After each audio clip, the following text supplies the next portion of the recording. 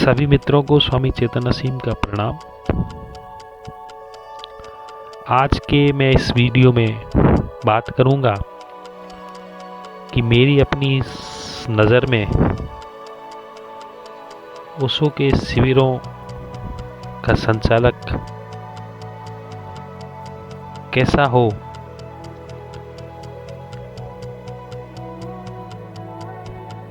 आप सभी मित्र देखते होंगे कि आजकल ओशो के शिविरों में बहुत संचालक ओशो के शिविर लेने के लिए पैदा हो चुके हैं। पहले जहां ओशो के समय मात्र कुछ संचालक ही इस कार्य को करते थे, आज देखें तो इतने नाम हैं संचालकों के कि शायद किसी भी व्यक्ति को सभी संचालकों के नाम भी याद नहीं होंगे। क्या यह सभी लोग गहरे ध्यान को उपलब्ध हो गए? क्या यह सभी लोग बुद्धत्व को उपलब्ध हो गए? या हमें इतनी स्वतंत्रता मिल गई कि इस संबंध में कोई कुछ मापदंड नहीं है? ये सभी कारण हो सकते हैं कि ओशो के शिविर में के लिए इतने संचालक आज इस समय हमारे सामने मौजूद हैं। लेकिन उनकी अपनी स्वतंत्रता है, शिविर में भाग लेने वालों की अपनी स्वतंत्रता है। किसी को कुछ संचालक अच्छे लगते हैं तो किन्हीं दूसरे लोगों को वो संचालक अच्छे नहीं लगते। मैंने ऐसा देखा, महसूस किया कि जो कुछ मित्रों को एक संचालक पसंद आता है, कुछ मित्रों को वो पसंद नहीं आते। कुछ अन्य मित्रों को दूसरा संचालक पसंद आते हैं तो उन मित्रों को वो, बाकी के मित्रों को दूसरा संचालक पसंद नहीं आता। तो कैसे तय करें कि कौन सा संचालक ठीक है, कौन सा ठीक नहीं है? सबके अपने अपने मापदंड हैं, सबका अपना अपना स्वभाव है। उस हिसाब से उन्हीं को वैसे ही संचालक पसंद आएंगे। लेकिन मेरी अपनी समझ क्या है, मैं इसके बारे में क्या सोचता हूँ, उस लाइन पर मैं अपनी बात कहूँगा। जो मेरे अनुसार, मेरे तरह से जो लोग सोचते हैं उन्हें मेरी बात अच्छी लग सकती है और कुछ लोगों को मेरी बात ठीक नहीं लग सकती। तो अच्छी लगे तो बढ़िया बात है, वे उस ढंग से आगे चिंतन कर सकते हैं। और मेरी बात ठीक नहीं लगे तो उस संबंध में भी मुझे कोई शिकायत नहीं है, क्योंकि सब लोगों का अपना अपना ढंग है अब सोचने का। मैं अपनी बात यहाँ रखना चाहूँगा कि मेरी नज़र में ओशो को गए अभी अधिक वर्ष नहीं हुए, उनको देह त्याग किए अधिक वर्ष नहीं हुए। और ओशो जैसे बुद्ध पुरुष जब इस पृथ्वी पर आते हैं तो वो आगे की सैकड़ों वर्षों तक के मनुष्य के लिए अपना प्रभाव छोड़ जाते हैं। ओशो का कार्य, ओशो की विधियां, ओशो का बोलने का ढंग, ओशो के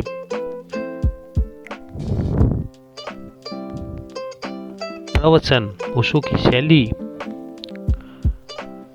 इतनी अद्भुत और इतनी कमाल की रही है कि जो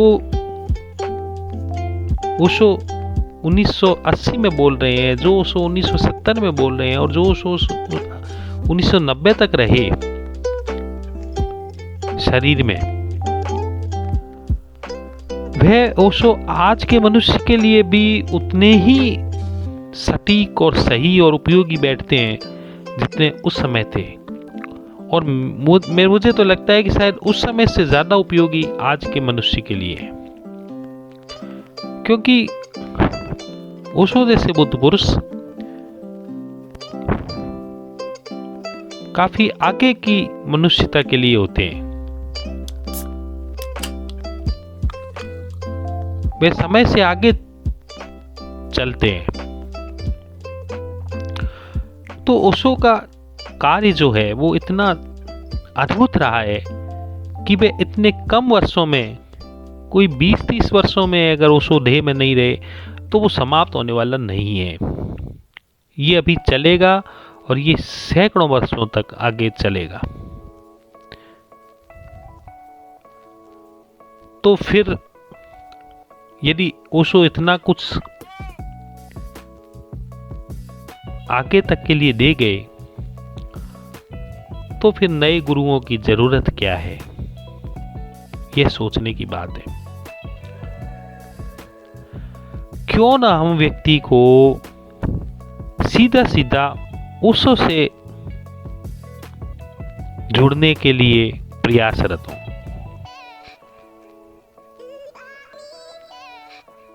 तो हमारा जो कार्य होना चाहिए वो ऐसा होना चाहिए कि व्यक्ति का परिचय ओशो से हो, व्यक्ति का परिचय ओशो की देशना से हो, व्यक्ति का परिचय ओशो के संदेश से हो, और हम बीच में से हट जाएं। हम केवल एक माध्यम बने,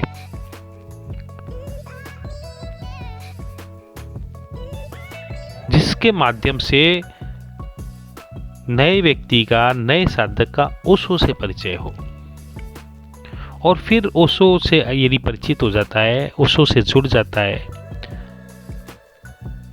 तो फिर वह स्वयं ही उसे दिशा मिलने लग जाती है, क्योंकि ओशो ने सब कुछ ही स्पष्ट किया है। जो यदि किसी व्यक्ति के भीतर प्यास है तो ओशो जैसे सागर में उससे सब कुछ उस प्यास बुझाने के लिए उपलब्ध है। तो फिर क्यों हम छोटी छोटी नदियां बीच में आकर के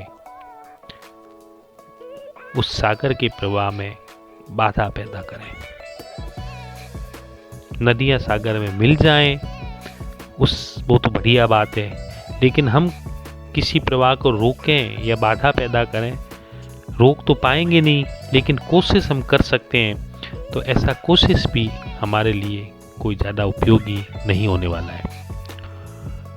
तो पहली बात मैं कहना चाहूँगा कि आज ओशो के कार्य के लिए किसी गुरु की आवश्यकता नहीं है, संचालक की आवश्यकता हो सकती है। संचालक का काम होता है कि ओशो की विधियों को ठीक ढंग से समझाना, ओशो की देशना से परिचित कराना, ओशो के बताए मार्गों से परिचित कराना, और शिविर में इस तरह से एक माहौल पैदा करना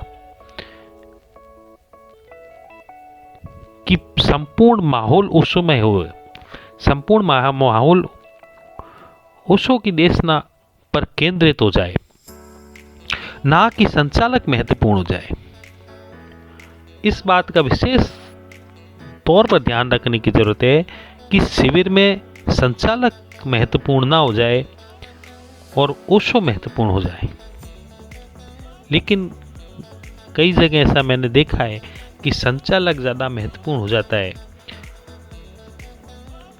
ओशो को पहुंचाने वाला, ओशो के मार्ग को बताने वाले व्यक्ति ज़्यादा महत्वपूर्ण हो जाता है। वह दुखदायी स्थिति कभी कभी खड़ी हो जाती है, और तब जो नया साधक है वह भ्रमित हो सकता है। इस बात की कुछ संभावनाएं रहती हैं। तो इस बात के प्रति हम अवेयर हों, हम अपने मित्रों को भी अवेयर करें। मैं अक्सर आयोजनों में ऐसा कहता हूँ कि भाई हमारा आयोजन का उद्देश्य ओशो की देशना को और ओशो के संदेश को समझाने के लिए होता है। संचालक किसी को भी बुलाया जा सकता है, संचालक का काम ओशो की विधियां कराना होता है, ओशो की बात को समझाना होता है। उनसे नहीं बंधना है, उनके प्रति कोई ऐसा हमारा बंधन ना हो जाए कि हम ये मान लें कि कोई संचालन करने वाला आया है तो कोई विशेष होगा। ये एक मानसिकता ऐसी हो चुकी है आजकल हमारी कि जो व्यक्ति स्टेज पर बैठता है, जो व्यक्ति सामने स्टेज पर बैठता है, इस स्पेशल कुर्सी पे बैठता है, उसे हम सोचते हैं कि वह कुछ अलग होगा, वह कुछ महत्वपूर्ण होगा। और यह मान्यता इतनी गहरी है कि हम आध्यात्मिक आयोजन में भी ऐसा सोच लेते हैं कि जो स्टेज पे बैठा है और जो स्पेशल कुर्सी में बैठा है वह कुछ अलग होगा, महत्वपूर्ण होगा, जबकि ऐसा नहीं होता है। स्टेज पे बैठा आदमी केवल मात्र इसलिए स्टेज पे बैठा है कि वह इतने लोगों को अपनी बात को ठीक संग से समझा पाए। केवल इसलिए ऐसा किया जाता है कि स्टेज पे बैठा आदमी एक सभी लोगों को अपनी बात को ठीक संग से समझा सके और सब लोग उसकी बात को ठीक ढंग से समझ सके। इसके लिए उसके लिए विशेष स्थान बनाया जाता है। तो इस बात के प्रति हम थोड़ा अवेयर हों, सभी को बताएं कि संचालक किसी भी तरह का कोई महत्वपूर्ण व्यक्ति गुरु के रूप में नहीं है। वह केवल ओशो की विधियों को बताने आए। वह भी एक ओशो का सन्यासी है और आम लोग भी ओशो के सन्यासी हैं। ऐसी स्थितियां चलती रहती हैं कि कभी साधना में कोई गहरे उतर जाता है, हो सकता है कभी साधकों के बीच कोई गहरा उतर जाए, कभी संचालक के बीच भी कोई गहरा उतर जाए। इन चीज़ों के प्रति, ऐसी छोटी छोटी बातों के प्रति जब व्यक्ति अवेयर होता है तो वह कोई पूर्वाग्रह और धारणा से बंद करके किसी प्रकार की श्रद्धा नहीं करता है। ऐसा नहीं कहूँगा कि संचालक सारी कोई इस तरह के होंगे, कुछ संचालक वाकई बहुत गहरे ध्यानी होते हैं और ऐसे व्यक्तियों के प्रति श्रद्धा भी पैदा हो सकती है, लेकिन वह श्रद्धा यदि पैदा हो तो किसी धारणा के कारण नहीं होगी, कोई संचालन करने आया इसलिए महत्वपूर्ण हो। वह श्रद्धा उसके प्रेम के कारण हो, उससे जो प्रेम मिलता है यदि उसके कारण श्रद्धा बनती है, उससे जो ऊर्जा मिलती है उसके कारण यदि श्रद्धा बनती है, तो वह श्रद्धा हमारे अनुभव के कारण आई है। लेकिन केवल मात्र संचालन करने कोई व्यक्ति आया है और वो महत्वपूर्ण हो गया, इस बात के लिए हमें पूरी तरह से एक समझ पैदा करनी चाहिए कि ओशो का कार्य करने वाले व्यक्ति जरूर नहीं कि गहरे साधक हों। तो पहली बात, गुरु के रूप में यह बात स्पष्ट हो कि जो संचालक है वह गुरु नहीं होता है। दूसरा, संचालक है वो महत्वपूर्ण हो ऐसा आवश्यक नहीं है, जरूरी नहीं होता है। स्टेज पे बैठना एक अलग चीज है, वो कार्य करने का ढंग है, उसे कार्य सुगमता से होता है, संप्रेषण सुगमता से होता है, इसलिए स्टेज की अपनी उपयोगिता है।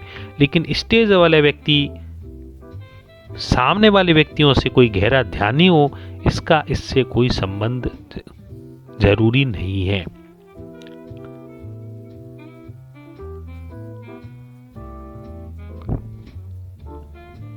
संचालक सरल हो, सहज हो,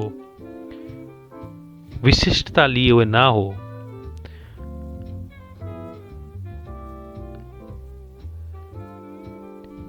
यह अगर आप उनके भीतर पाए तो मेरी नजर में वह एक अच्छा संचालक हो सकता है।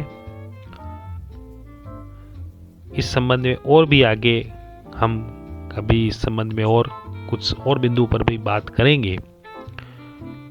आज इतनी ही बातें मैं आपसे करना चाहूँगा।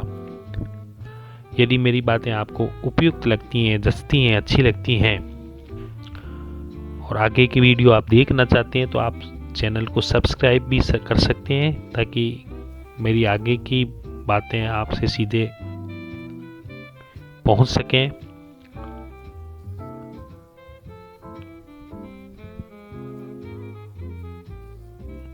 एक मित्र के रूप में आपने मुझे इतने प्रेम से सुना, उसके लिए मैं आपका बहुत बहुत आभारी हूँ।